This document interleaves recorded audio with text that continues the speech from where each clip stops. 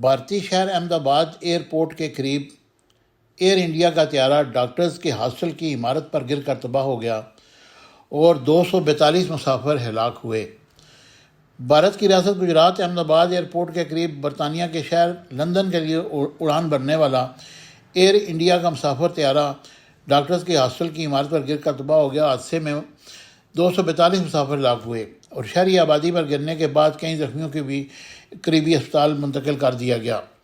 بھارتی میڈیا کے مطابق ایئر انڈیا کی فلائٹ نمبر AI-171 بھارتی ریاست گجرات کی احمد آباد ایئرپورٹ سے لندن برطانیہ کے لیے روانہ ہوئی تھی اور انڈیا ٹوڈے کے مطابق طیارے کو حادثہ ٹیک آف کے دوران پیش آیا۔ طیارے میں 230 مسافر اور عملے کے 12 ارکان سوار تھے۔ طیارہ گرنے کی اطلاع ملتے ہی ریسکیو ادارے اور فائر بریگیڈ کے اہلکار موقع پر پہنچ گئے۔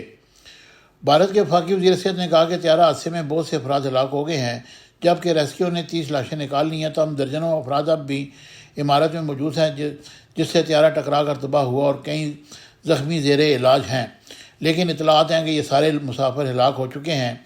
242 مسافروں میں 217 بالغ، 11 بچے، ایئر انڈیا کے مطابق 169 بھارتی شہری، 53 برطانوی، 7 پرتگالی اور 1 کینیڈین شامل تھا۔